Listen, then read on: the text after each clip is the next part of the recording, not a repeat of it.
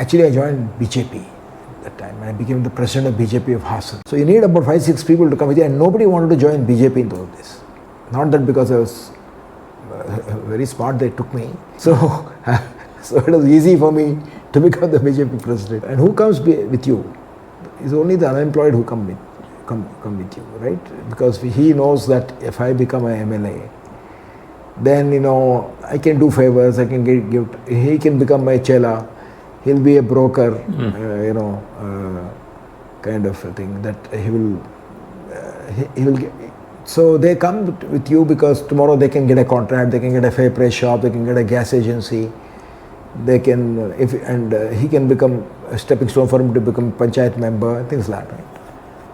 So all those things were playing in my mind. And then suppose I become an MLA, I had to give him the contract, and if he then, obviously he wants that contract not to make money as a contractor, he wants to do it because there's a lot of other income, right?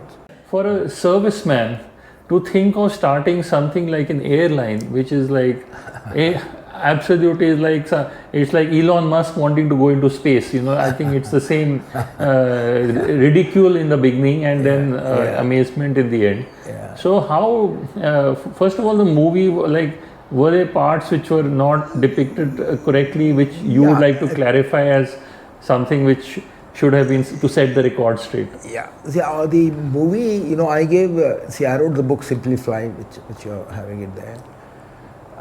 That is actually tracing the journey of from my childhood, from my village life, my army training, the National Defence Academy, Sainik School.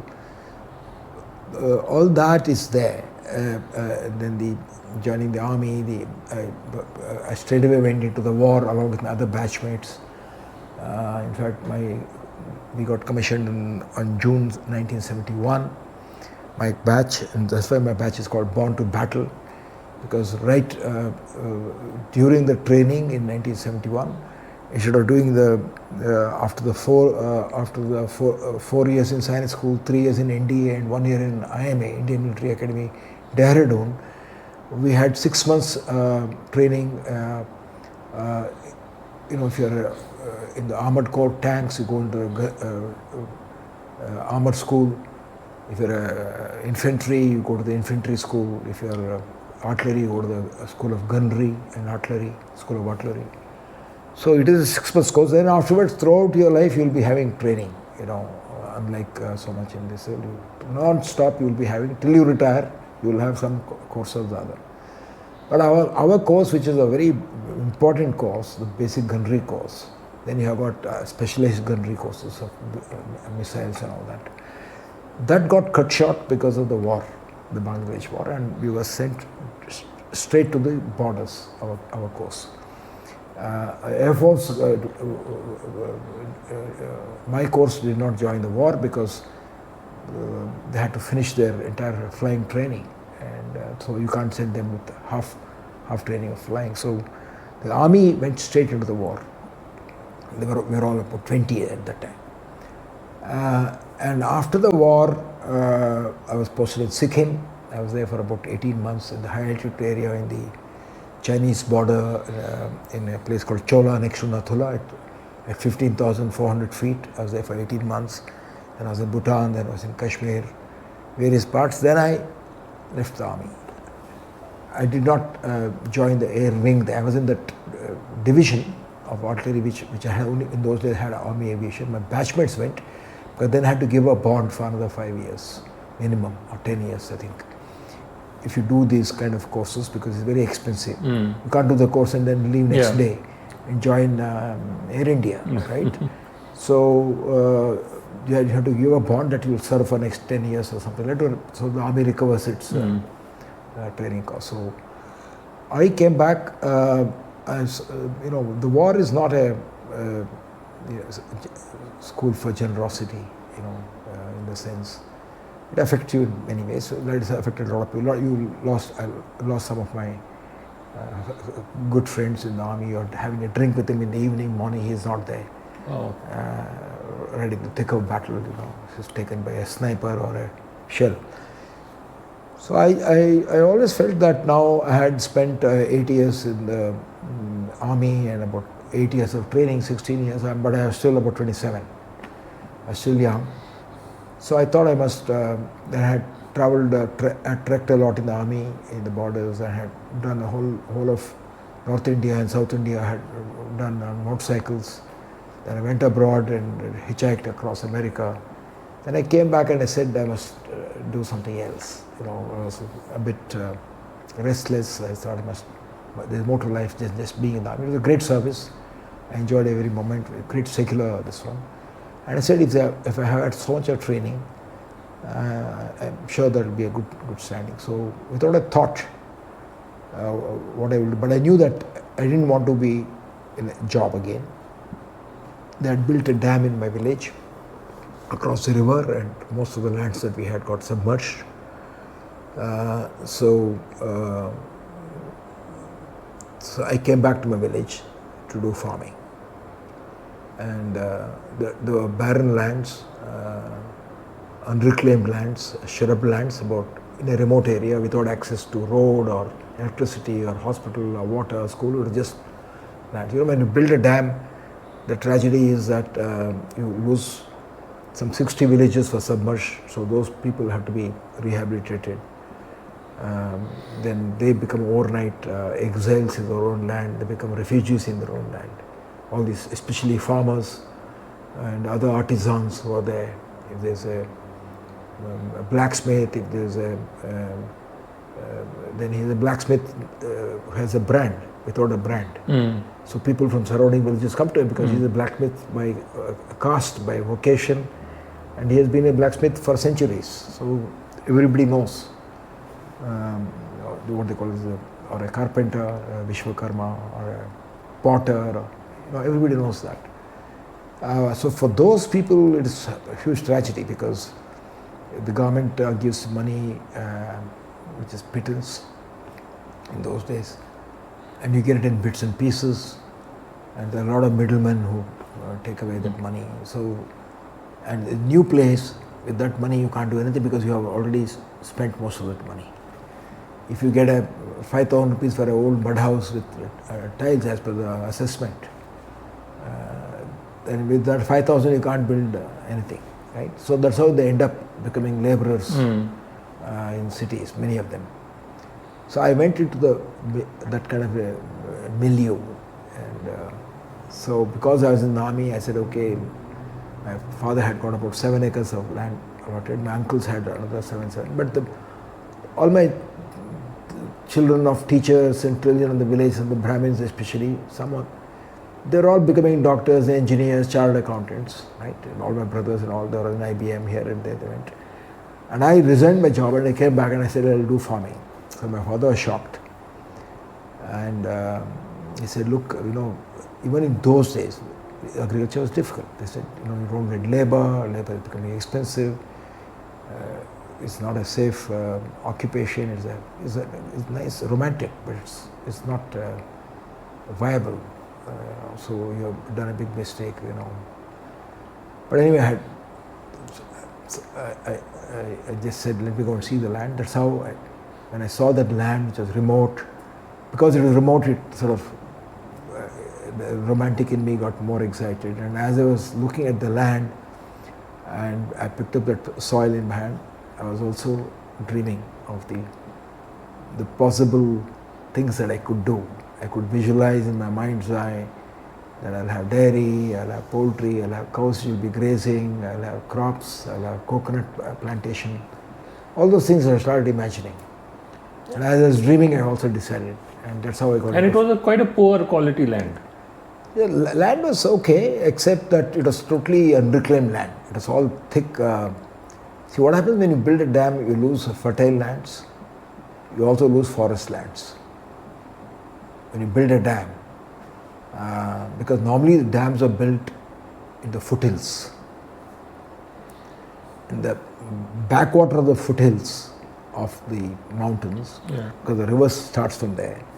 Usually, that destroys a lot of virgin grazing lands, virgin forests, plus villages. and they're fertile lands. So of course you lose 100,000 acres, probably you will be able to give water to 500,000 acres. But you have lost more than 100,000 fertile. You also lost the forests and other things. And usually dams, the life of a dam, everybody says not more than 150 to 200 years, because it gets silted up, then the concrete becomes loose. That's how you see many countries, the dams are broken. You know, it happened in Libya, it happened in other places. So it's not an ecologically very friendly thing. And also when you make downstream, let's say you make 300,000 acres of fertile lands for irrigation, then that soil, which is totally always underwater crops, that becomes saline after some time, very alkaline. You know, it does, normally good crops you change the crops, right? You have alternating crops. That's when it becomes a rich soil. You get good crops. But if you are only growing paddy, after some time the soil becomes unfit. So, but in the movie, you are shown as some very interesting instances of your, accessing people for funds. Minister साहब अभी busy है, कल पक्का। Sir मेरे पास आपके 100 card है। मैंने 1000 छपाए। आप एक बार मेरा प्रपोजल देख तो लीजिए सर। फोटो किसकी है? इधर हर जगह लगी हुई। परेश गोस्वामी, हिंदुस्तान की सबसे बड़ी एयरलाइन बनाई उसने। अरे सीधे मुंह बात तक नहीं करते हैं वो। 10 फीट के रेडियस में जाके दिखाओ। लगी चल। You want to start an airline? Hindustan की पहली लो कॉस्ट एयरलाइन सर, अगर आप चाहें। अगर मैं चाहूँ तो।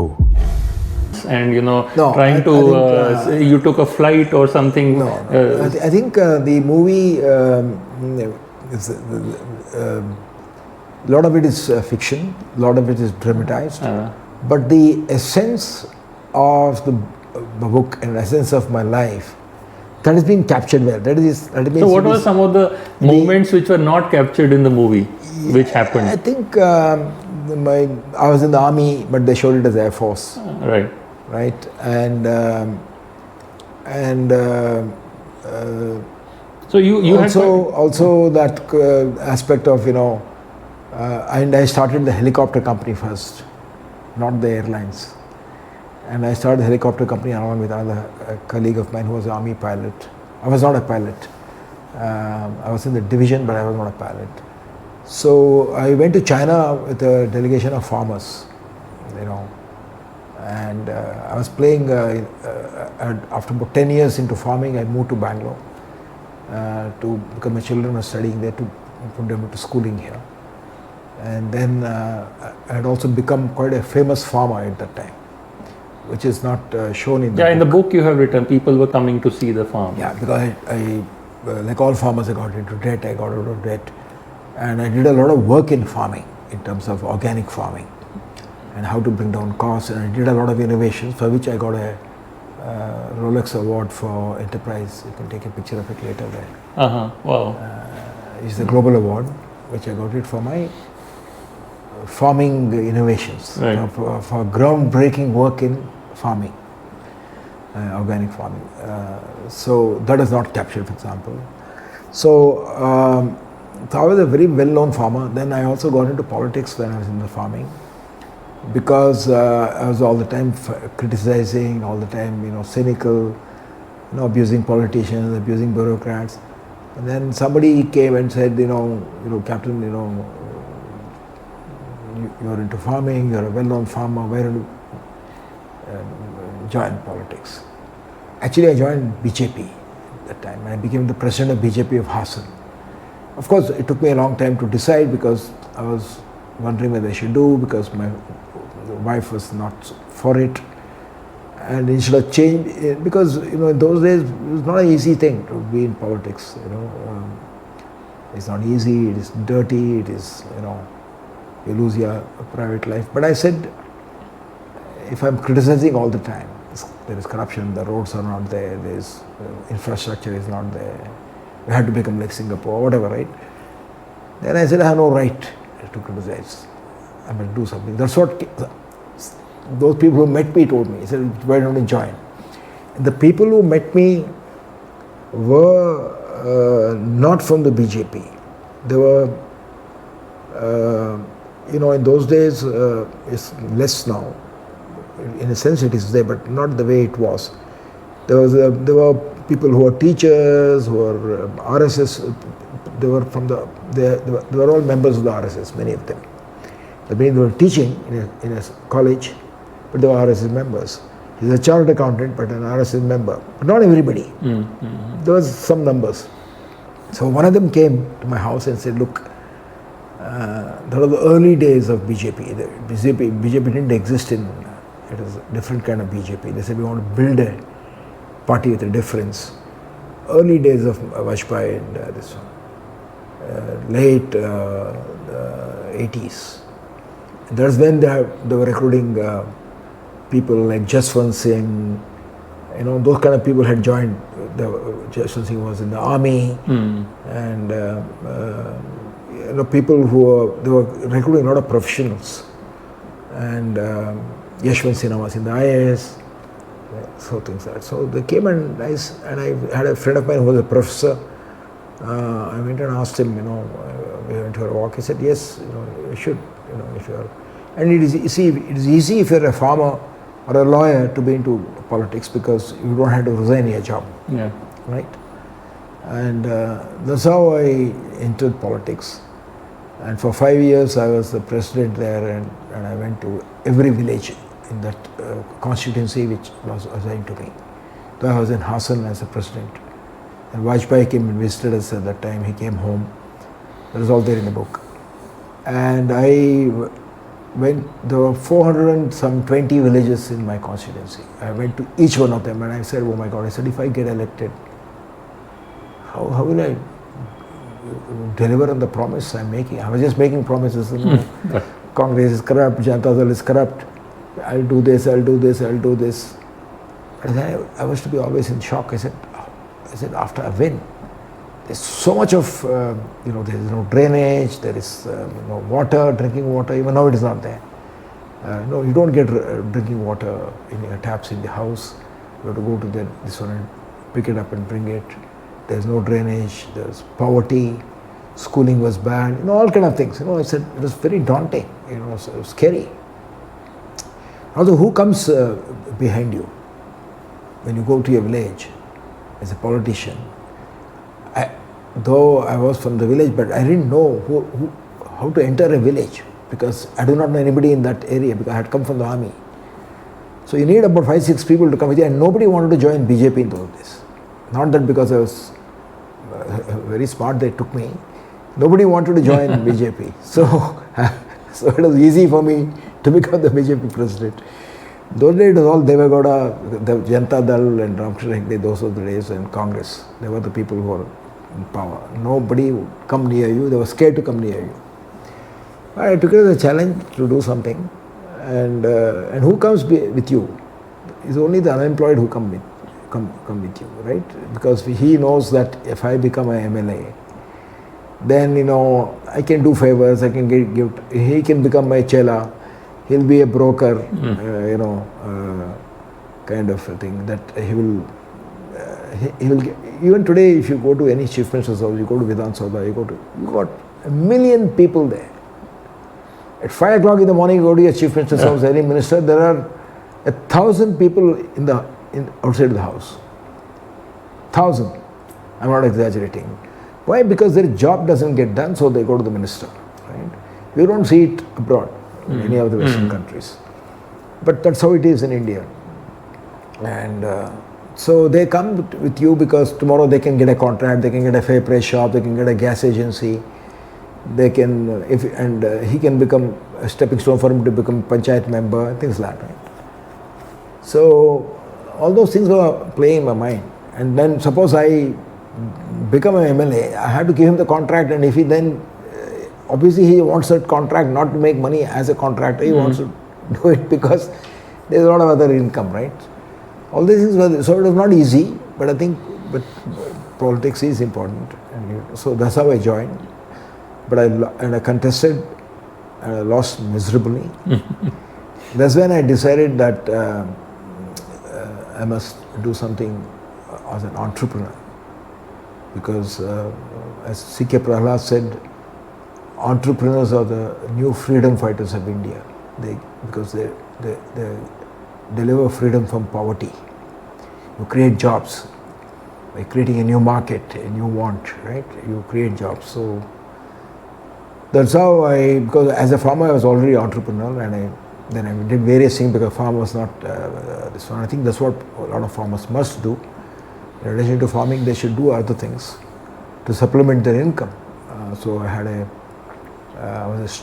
a stockbroking company for a short time in Hassan, I had an agriculture consultancy company, I had a Udupi hotel, I had a dealership for Enfield motorcycles and Luna mopeds and Honda scooters. I had 8 branches.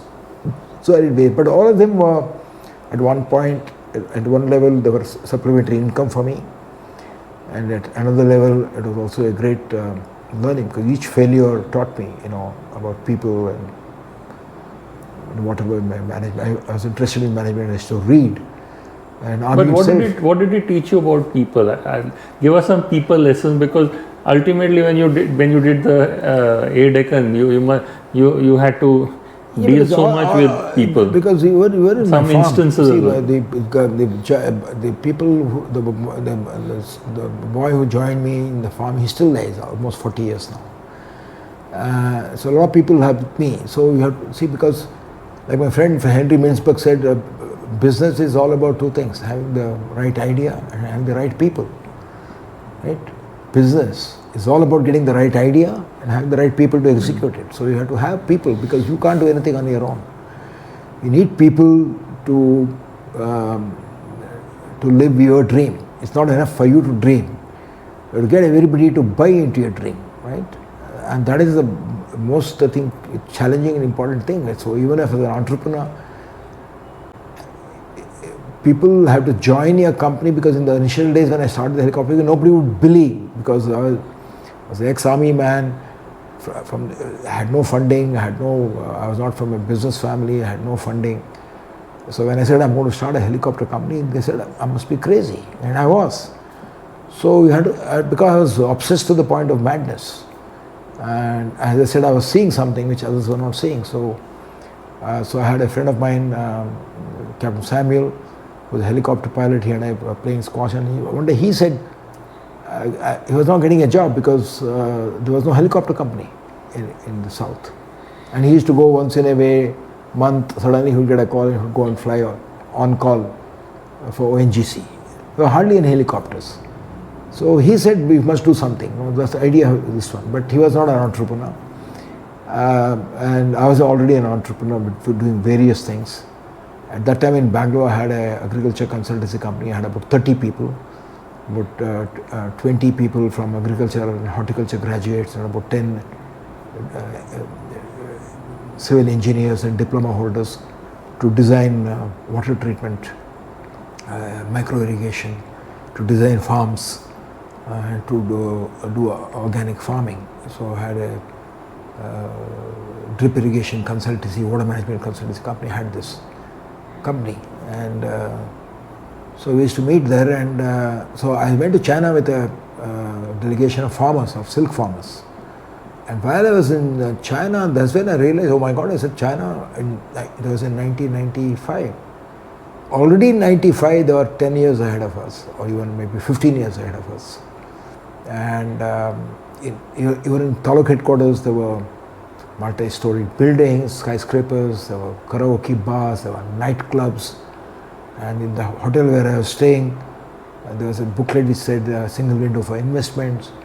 It was, as long as you don't criticize the government, there was no communism, but the Communist Party was there. It was totally capitalistic. It was total free market in that sense, as long as you don't criticize the government. Already all the major companies were there, and he said very perceptive. He said, look, China has believed that if they want to get people from America, from Ford and Sony and others to come, they want 2-3 basic things. They want good social life. They want good schools, good hospitals, good social life, good nightlife. Then only you will get talent from there to come in. Otherwise, if it is a thing, they will come, but the family will be there, they will not be here, and you will not get good talent. So they had created that social life of nightlife and clubs, and actually Beijing was the hotspot then, not Paris or New York, because it was really hot in every widest sense of that word. And then I saw sitting there in a newspaper that there was a Vietnamese girl who had been orphaned during the bombing of Vietnam when France got defeated and America then entered, and they had taken one Vietnamese girl who was maybe 5 or 6, who was orphaned. They had taken to France, adopted and taken her. She had become a pilot in France, learning, speaking French. She was an adopted child of an orphaned family.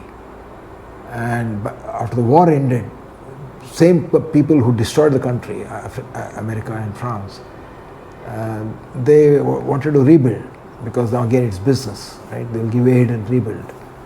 And so that girl came with the French people because she was Vietnamese.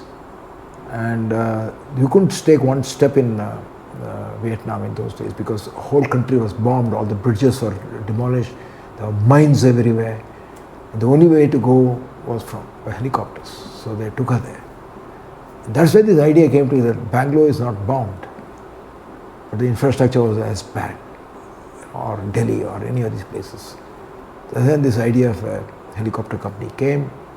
So the idea of pilots without jobs, they were getting jobs as security officers and administrative officers, army pilots, air force pilots, engineers without jobs. And this civil aviation was not there except Air India, Indian Airlines, and pilots without jobs, no competition. There was not a single helicopter company, and except Pavanhans. Except Pavanhans, and there were about 5-6 people who had helicopters, but for their own use or for political patronage, not for the customers. So there was no competition for me. And the third, the most important key thing was that I realized that always in history, if you can see, it is Russia versus America, France versus England. It's a kind of rivalry. So it was India versus China. So if Chinese economy had collapsed,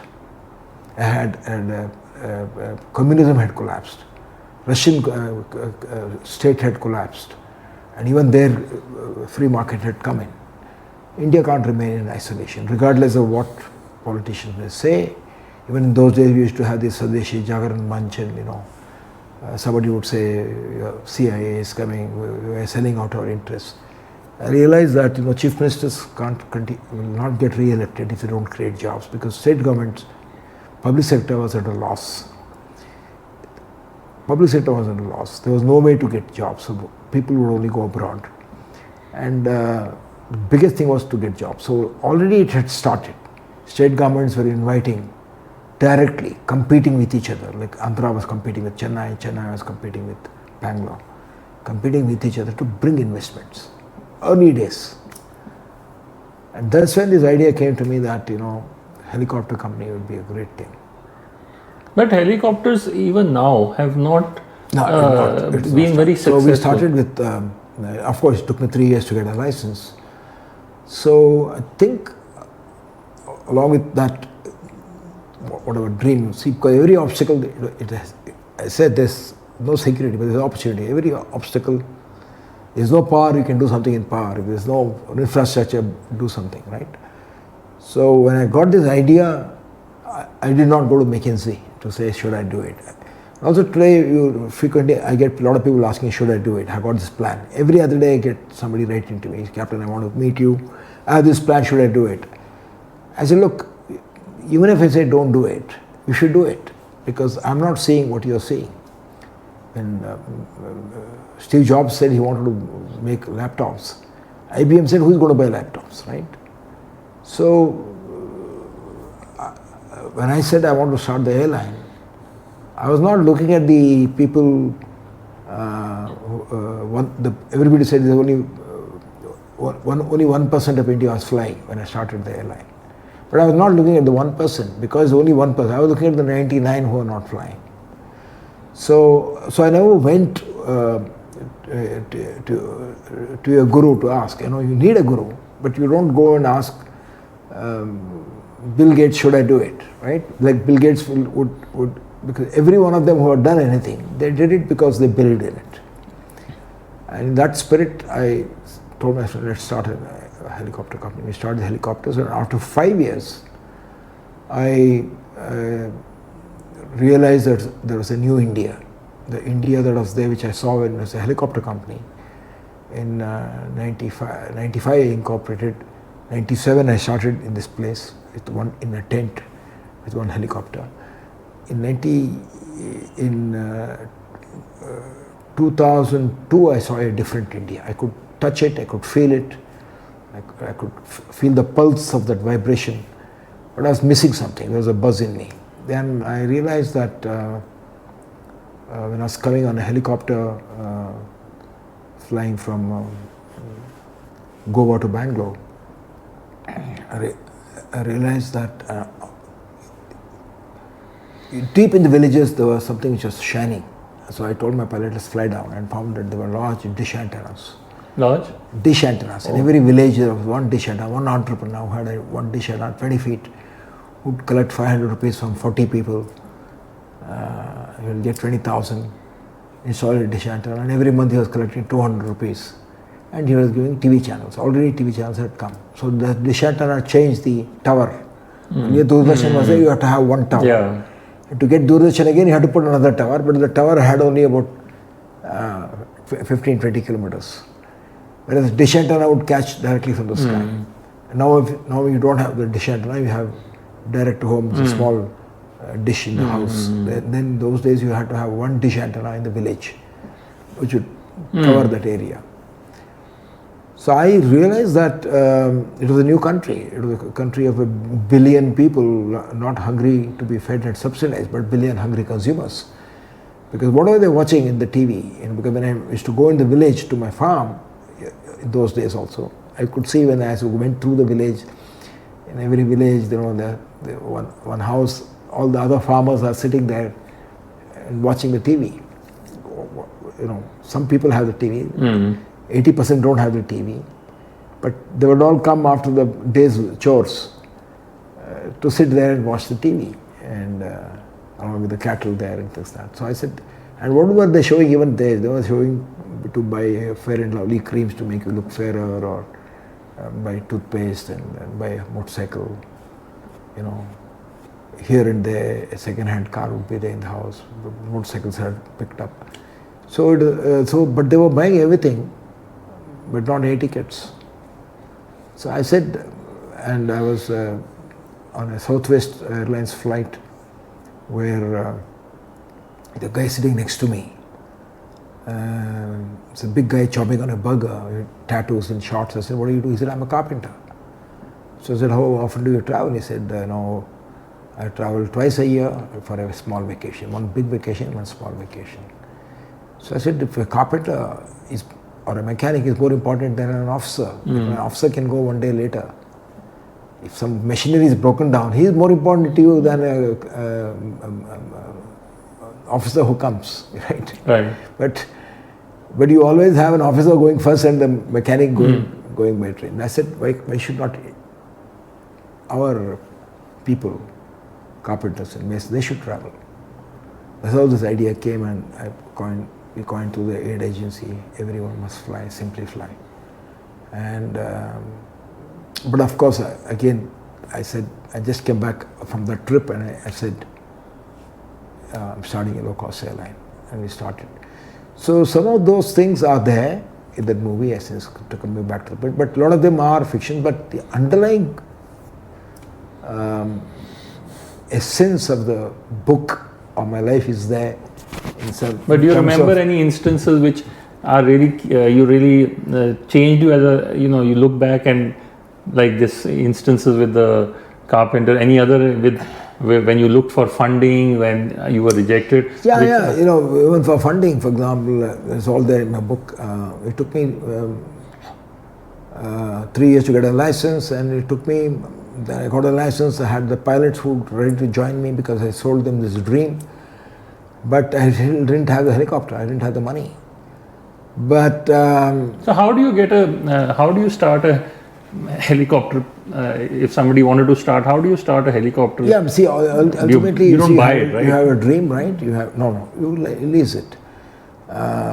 Because even in the airline, if you, I started the airline with 5 crores actually. You know, it's difficult to believe. I started exactly with 5 crores.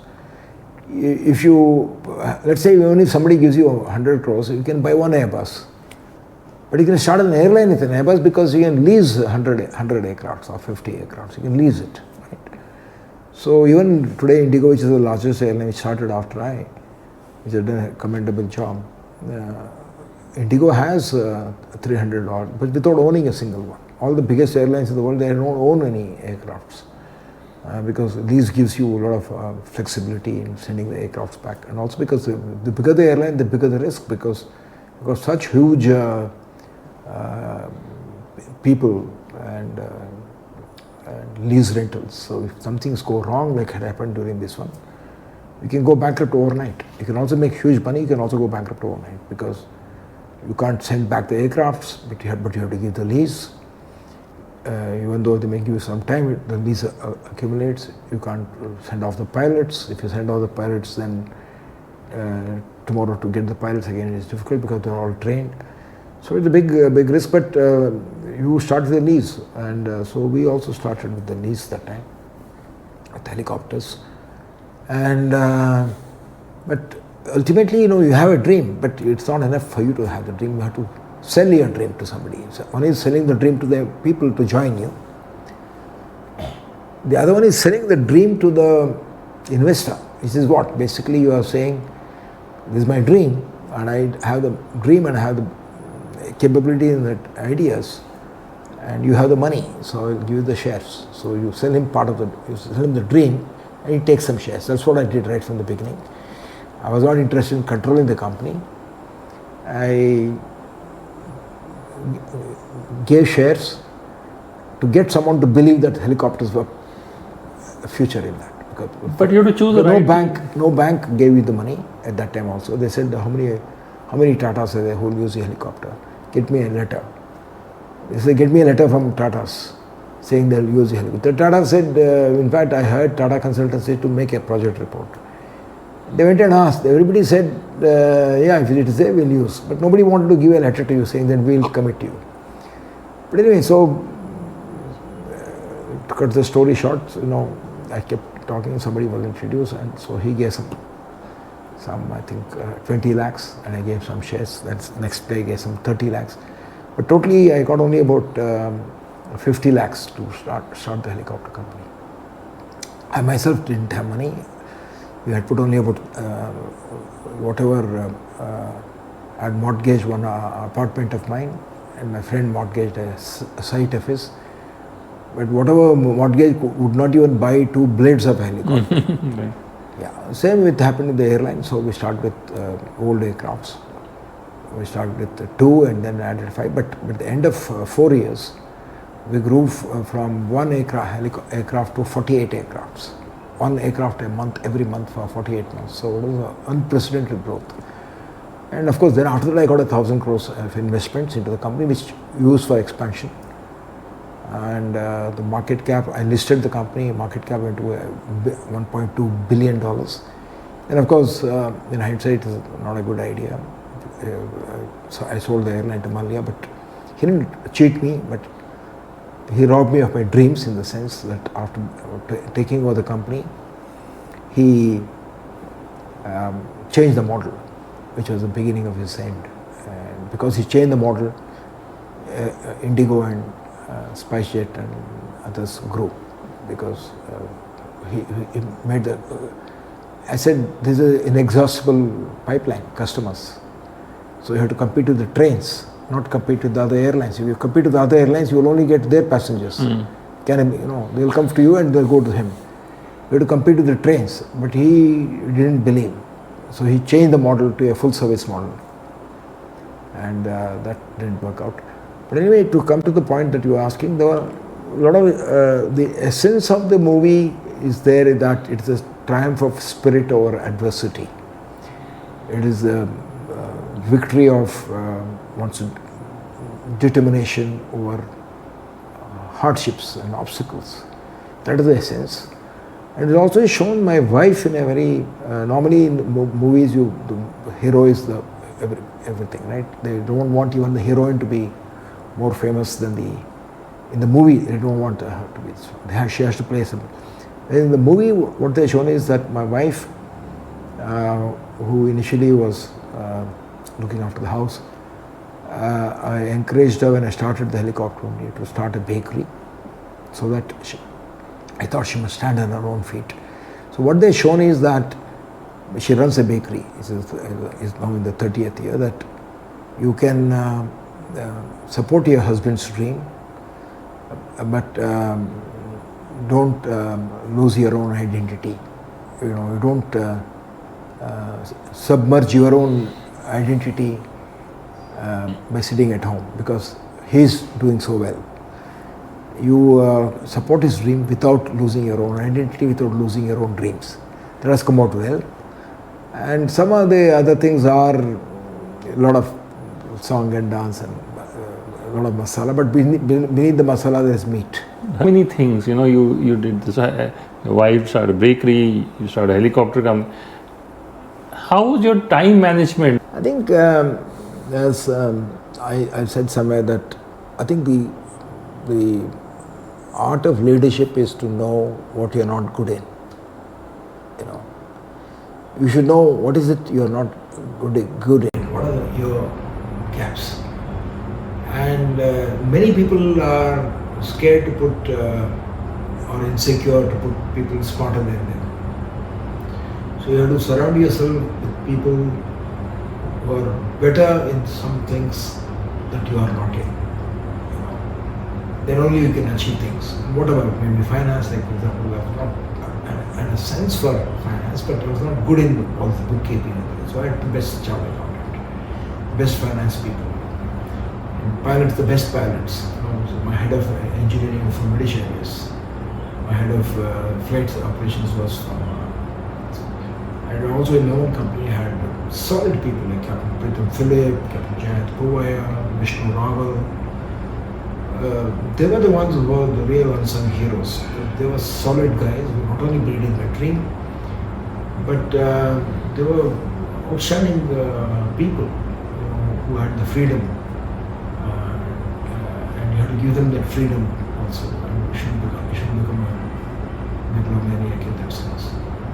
And I think that's key to this one. There is a very famous story in Ogilvy's book, Ogilvy in Advertising, where he says that he was in some 100 different countries. So in every country where somebody was posted, there would be one Etruscan doll on the table.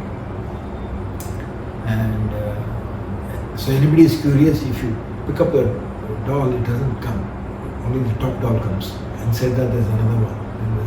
And remove that, there's another one. There's a big doll. Then there's the smallest doll. Then if you remove that, there's a slip of paper. It says that if you hire people smaller than you become a company of dwarfs.